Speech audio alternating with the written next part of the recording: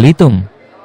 Bertempat di Hotel BW Suite, Kelurahan Tanjung Pendam, Kecamatan Tanjung Pandan, Kabupaten Belitung, Provinsi Kepulauan Bangka Belitung, Kamis, 14 November 2024. Komisi Pemilihan Umum Kabupaten Belitung kembali menggelar debat publik kedua Pilkada Belitung 2024. Bapak Ibu semuanya, pada prinsipnya pelaksanaan debat kita menginginkan agar setiap pasangan calon tidak mampu menyampaikan apa yang akan dilakukan, apa yang ingin dilakukan, dan itu harus tersampaikan kepada masyarakat agar masyarakat bisa lebih jeli dan paham dalam memilih calon presiden kita.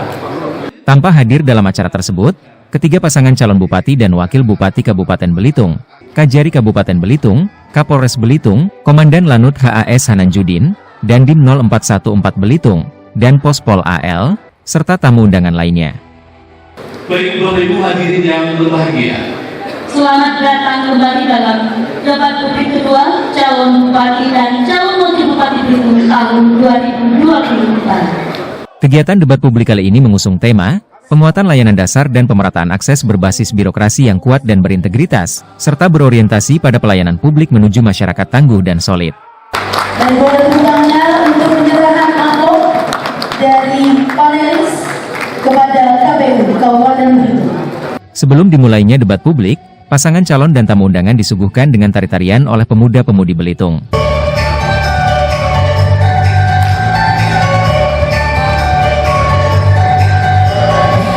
Acara dilanjutkan dengan pembacaan visi misi oleh masing-masing paslon. Yang sama kepada seluruh tamu undangan yang terhormat. Pada isu kebijakan, pasangan JOS perlu untuk menawarkan 5 dari 22 program perbaikan pada sektor yang menjadi topik kita pada hari ini. JOS pendidikan, menyediakan pendidikan gratis, bantuan untuk siswa miskin, pendidikan alternatif, dan penguatan karakter, memberikan pemahaman tentang disiplin, etos kerja, kompetisi, inovatif kepada generasi muda melalui ekstrakurikuler. Guru-guru dan orang tua harus menjadi teladan dalam etos kerja agar anak-anak termotivasi. JOS kesehatan, akses layak kesehatan gratis, termasuk rujukan ke rumah sakit besar yang sebelumnya sudah diatur dalam Peraturan Bupati Nomor 7 2008 di masa Bapak Darmansyah. Kami menghargai program dan tidak bermaksud mengklaim program ini. Terima kasih Pak Darmansyah. Kami janji untuk meningkatkan program ini dengan menyediakan tambahan rumah sakit atau rumah singgah atau kos dekat rumah sakit rujukan dan pendamping pasien berjalan. Antrian panjang di rumah sakit umum poliklinik, kami akan tingkatkan kualitas programnya melalui fasilitas di tingkat 1 agar pasien penyakit kronis tetap stabil dan cukup kontrol di puskesmas. Integrasi aplikasi dan rekaman medis dengan sistem administrasi yang online. Tingkatkan insentif perawatan sesuai kinerja dan tanggung jawab. JOS kebijakan, program penyediaan jaringan internet serat optik untuk memastikan konektivitas digital merata di seluruh Belitung, terutama di daerah-daerah terpencil. Desa mandiri, pembangunan infrastruktur desa mandiri agar dapat meningkatkan akses masyarakat di wilayah terpencil. Baik, selanjutnya JOS untuk birokrasi, reformasi birokrasi fokus pada peningkatan pelayanan publik dan menerapkan seleksi jabatan dan berbasis meritokrasi untuk memastikan hanya individu yang kompeten dan berintegritas yang mendapatkan posisi strategis. JOS untuk sosial, untuk program kesempatan kerja, program pelatihan keterampilan dan kewirausahaan untuk menciptakan lapangan kerja. Dan yang terakhir, Jos menguatkan untuk pengentasan kemiskinan secara keseluruhan. Terima kasih. Mohon dukungan untuk membangun Belitung yang lebih baik, dan kami yakin insya Allah Jos yang akan memberikan yang terbaik. Terima kasih. Jika saya ditanya siapakah yang paling mengerti makna pendidikan dalam perjalanan hidup saya, jawaban saya adalah ibu. Ya, ibu. Ibuku adalah seorang tukang bolu kukus yang setiap pagi sampai malam, malam hingga pagi membuat kue bolu kukus. Dan sebelum matahari terbit, ia menggandeng saya pergi ke pasar bawah Tanjung Pandan untuk menitipkan bolu kukusnya. Hasil jualan kuenya adalah untuk konsumsi dan untuk membayar pendidikan 5 orang anaknya. Ibu saya adalah representasi dan perwakilan perjuangan setiap orang tua di bumi ini. Orang tua kita berpikir dan meyakini bahwa pendidikan adalah jalan terang untuk keluar dari kegelapan ekonomi keluarga yang belum membaik. Pendidikan adalah jalan untuk merubah nasib keluarga yang saat ini mungkin belum beruntung. Karena itu, Isyaq Mazda izin menyampaikan sebuah program. Kami ingin meringankan beban keluarga yang ada di Kabupaten Belitung. Kami akan menghapuskan uang komite tingkat SD dan SMP di seluruh Kabupaten Belitung dan menggantikannya dengan sumbangan pihak ketiga untuk tetap membangun sekolah dan mensubsidi guru-guru honor yang ada di sekolah tersebut. Dan kami akan memastikan program beasiswa Simpor yang memberikan peralatan sekolah kepada anak-anak SD dan SMP akan kami tingkatkan 2 kali lipat, dan beasiswa hingga perguruan tinggi akan kami tingkatkan 2 kali lipat pula. Balai Latihan Kerja atau BPPT Kementerian Tenaga Kerja di Tanjung Raya akan kami jadikan mitra kolaboratif untuk membangun SDM yang berkualitas. Dan jika kami ditanya apa makna kesehatan dan siapa yang paling mengerti, jawaban saya juga ibu. Bukankah setiap orang tua kita selalu bertanya, udah makan belum nak? Jaga kesehatan, jangan sampai sakit. Ibu kita adalah representasi orang tua kita. Karena itu, Isyaq Mazda akan meneruskan program BPJS Kesehatan 100% UHC, meneruskan program Sehati untuk rujukan gratis, meningkatkan pendapatan dokter spesialis, dokter umum, tenaga kesehatan di rumah sakit umum daerah 2 kali lipat tunjangannya, dan memperbaiki AC, fasilitas, dan mengurai antrian di poliklinik dengan menggunakan 2 shift antrian. Dengan cara itu, setiap keluarga yang menghasilkan uang berbeda-beda akan menggunakan penghasilan mereka untuk perbaikan gizi keluarga, untuk konsumsi, dan untuk meningkatkan kesejahteraan masing-masing keluarga. Tidak untuk mengeluarkan biaya untuk pendidikan dan kesehatan. Inilah komitmen pasangan Isyaq Mazda ke depan, agar pendidikan dan kesehatan tetap menjadi fondasi pelayanan dasar yang terbaik bagi keluarga, agar perut kenyang, dapur gebul, dan ekonomi Belitung menyala kembali. Terima kasih.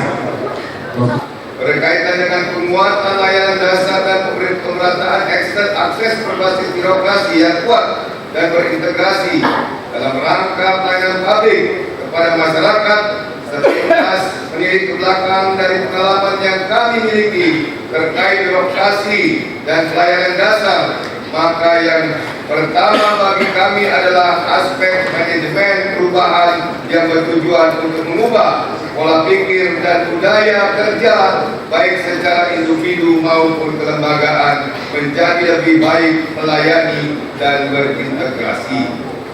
Penataan sistem manajemen SDM akan kami titikkan pada penguatan profesionalisme, akuntabilitas, dan jiwa melayani sepenuh hati yang merupakan wujud tanggung jawab seluruh instansi pemerintah, dengan target utama adalah kualitas layanan publik yang dapat dirasakan oleh seluruh masyarakat itu. Kami dari paslon insya Allah berhasil menyadari dan mengakui bahwa pelayanan publik di beberapa sektor atau bidang yang ada pada saat ini belum berjalan secara maksimal dan masih terdapat kekurangan, hingga kami paslon insya Allah berhasil bertekad untuk melakukan pembenahan, mengedepankan prinsip kemanusiaan, humani, dan bertanggung jawab terhadap tugas yang diemban beserta berlaku yang adil bagi seluruh kalangan masyarakat. Hadirin yang kami hormati serta seluruh masyarakat Belitung yang kami cintai, insya Allah jika kami diberikan amanah oleh masyarakat Belitung untuk memimpin Kabupaten Belitung 5 tahun ke depan, kami paslon nomor 3 insya Allah berhasil akan berupaya secara maksimal memberikan yang terbaik untuk daerah yang kami cintai bersama ini. Semoga Allah Subhanahu wa Ta'ala melimpahkan rahmat dan berkahnya serta memberikan kemudahan di setiap langkah kita menuju Belitung baru yang lebih baik dan berkemajuan yang merupakan cita-cita kita bersama. Amin ya rabbal alamin. Akhirul kalam, billahi taufiq wal hidayah. Wassalamualaikum warahmatullahi wabarakatuh.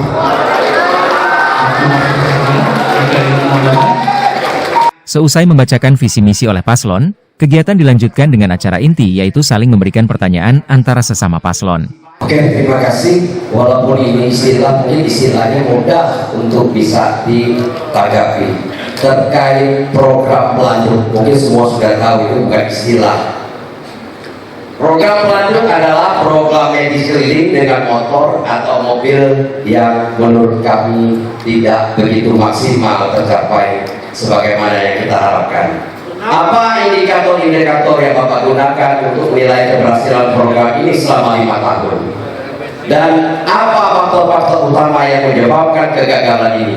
Selain itu, bagaimana perbaikan yang akan Bapak ajukan untuk mengatasi masalah-masalah ini? Karena program-program ini sampai saat ini masih didaur ulang. Terima kasih. Waktu masih tersedia, ini menambah pertanyaan silakan. Cukup kan? Kami beri kesempatan untuk paslon nomor 2 memberikan jawaban. Waktu 2 menit, waktu dimulai ketika Anda berbicara. Silakan. Terima kasih Pak Joni dan Pak Samsir. Program Pelanjut adalah salah satu program inovatif Sanem Isyak dan Pak Sekdan Pak Indra Carita. Dan saat ini kami akan tingkatkan menjadi 18 program inovatif. Dan program Pelanjut itu di tahun pertama kami launching, dan itu menggunakan motor untuk melayani warga, pelayanan medik untuk kampung. Layaknya binatang pelanjut, lincah, bisa masuk ke gang, bisa masuk ke desa, dan kami tempatkan di semua puskesmas. Di tahun pertama semuanya berjalan dengan baik. Tapi tidak pernah tahu kalau pandemi COVID-19 melanda dunia dan Indonesia yang melanda itu. Kami melakukan transformasi pelayanan dari pelayanan medis biasa menjadi vaksin dan melakukan tenaga swab keliling kampung dan di titik-titik yang ditentukan oleh pemerintah pusat. Pandemi 2 tahun 8 bulan Bapak. Ketika 1 tahun terakhir 2023, recovery untuk Pelanjut tidak cukup waktu lagi. Karena itu di saat Isyak Mazda memimpin nanti, Pelanjut akan kami tingkatkan kembali, kami aktifkan kembali, dan kami kawinkan Pelanjut kembali dengan PSC, Public Safety Center 119. Itu yang akan kami kerjakan ke depannya. Namun tentu tidak ada kesempurnaan dalam program pemerintah daerah. Banyak daerah di Indonesia tidak punya pelayanan seperti itu. Banyak orang kampung tidak berani pergi berobat ke puskesmas, ke rumah sakit karena keterbatasan pengetahuan mereka, kendaraan mereka, transportasi mereka, dan mereka sudah takut duluan secara mental akan biaya. Makanya di program kami ada BPJS Kesehatan 100%, Universal Health Coverage atau perlindungan total kesehatan yang sudah 2 kali mendapatkan penghargaan pusat, dan program Sehati. Dan itu bukan program daur ulang. Sehati adalah program sistem pelayanan kesehatan terintegrasi. Itu yang akan kami lakukan ke depan, mengkonektivitaskan, mengintegrasikan semua program inovatif terkait kesehatan. Terima kasih atas pertanyaannya, Bang Jody dan Bang Samsir. Waktu yang habis, selanjutnya dengan kesempatan paslon nomor 1 memberikan tanggapan. Waktu 1 menit dimulai ketika Anda berbicara. Silakan. Oke, terima kasih Pak Ishak jawabannya. Saya melihat jawaban itu belum memberikan solusi yang lebih realistis untuk kita. Kalau kita melihat, kenapa nggak kita pergunakan namanya Puskesmas Pembantu, Puskesmas yang ada di masing-masing desa. Seharusnya di sana yang lebih diperkuat lagi.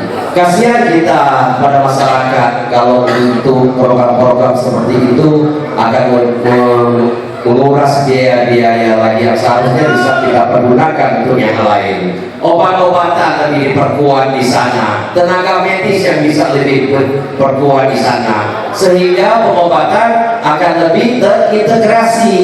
Kalau tadi dikatakan bahwa pengobatan yang di Puskesmas justru masyarakat yang merasa ragu untuk datang, seharusnya rasa keyakinan masyarakat terkait pengobatan keliling itu yang akan menjadi ragu, karena ini sudah dilakukan pada zaman-zaman tahun 90 dulu.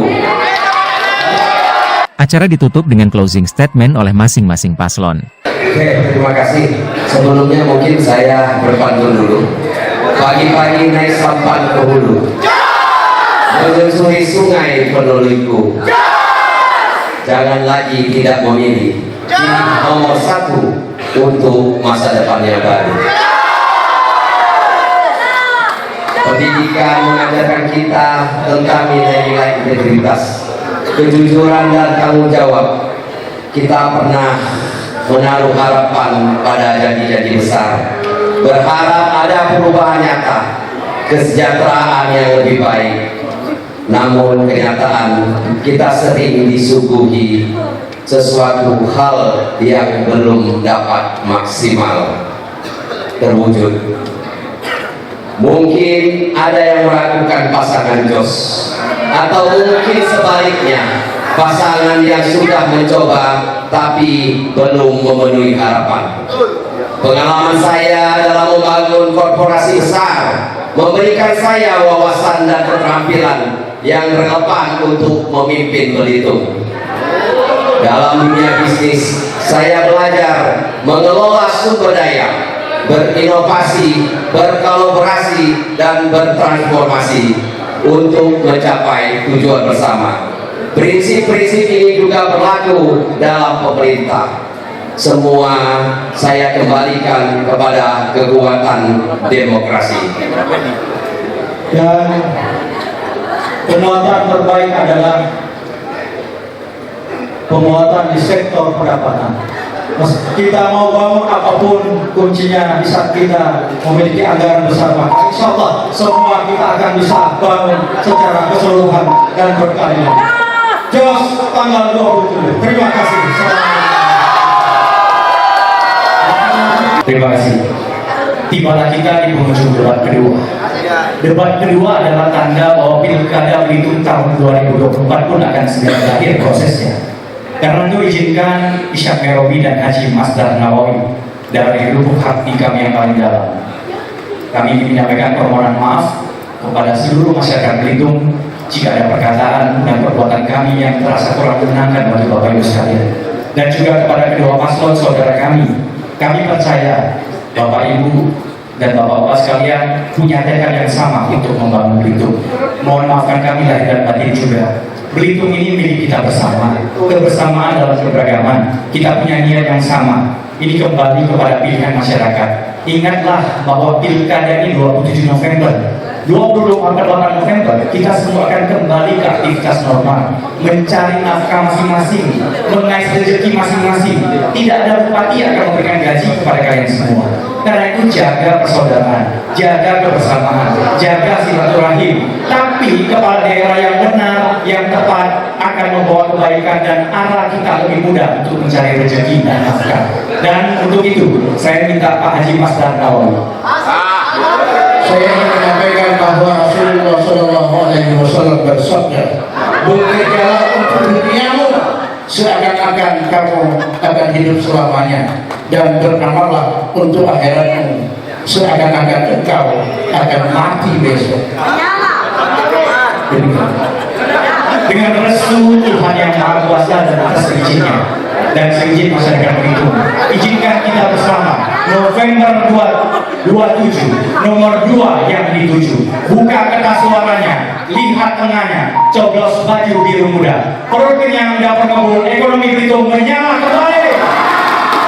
Terima kasih.